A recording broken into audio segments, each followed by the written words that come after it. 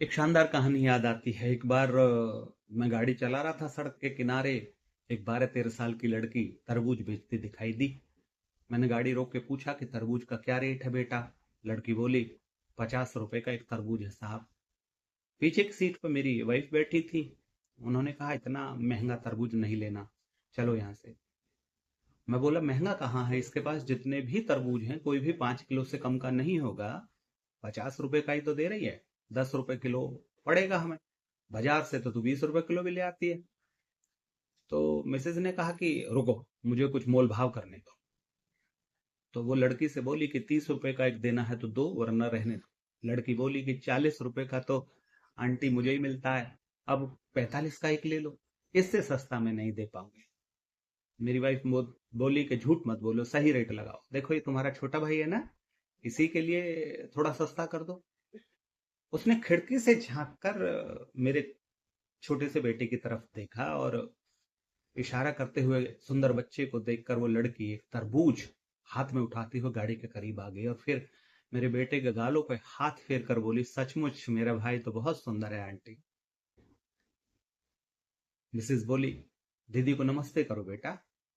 बच्चे ने उन्हें नमस्ते भी किया। लड़की ने गाड़ी की खिड़की खोलकर बच्चे को बाहर निकाल लिया और बोली, तुम्हारा नाम क्या है भैया? तो बेटा बोला, मेरा नाम गोलू है, घर का नाम गोलू है उसका। बेटे को बाहर निकालने के कारण मिसेस थोड़ी असहज हो गई। उसे थोड़ा लगा कि ये तो गंदी सी है। बोले कि अच्छा अच्छा, वापस आओ, भीतर आओ, इसमें तो डस्ट है, एलर्जी है।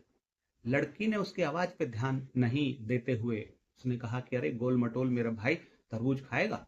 लड़के ने हाँ में गर्दन हिलाई तो लड़की ने तरबूज उसके हाथों में थमा दिया। 5 किलो का तरबूज गोलू से नहीं समझ पाया। तरबूज फिसल कर उसके हाथ से नीचे गिर गया, फूट कर 3-4 टुकड़ों में बट गया। तरबूज के गिरकर फूट जाने से बेटा रोने लगा। लड़की उसे पुचकारते हुए बोली, भैया रो मत, मैं दूसरा लाती हूँ। दौड़ के गई, बड़ा सा एक और तरबूज उठा लाई। जब तक वो तरबूज उठा के लाती, इतनी देर में मेरी वाइफ ने बच्चे को गाड़ी के अंदर खींच लिया था और गाड़ी बंद कर ली। लड़की खुले हुए शीशे से तरबूज अंदर देती हुई बोली, ले भाई, ये बहुत मीठा निकलेगा। मैं चुपचाप बैठा लड़की की हरकतें देख रहा था।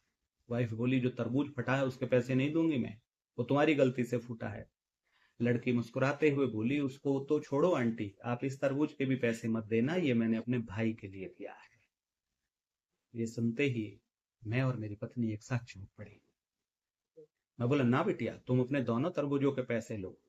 और फिर 100 का नोट उस लड़की की तरफ बढ़ा दिया।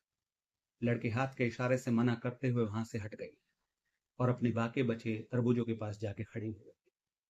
मैं भी गाड़ी से निकलकर वहां आ गया और आते ही बोला, पैसे ले लो बेटा, तुम्हारा बहुत नुकसान हो जाएगा।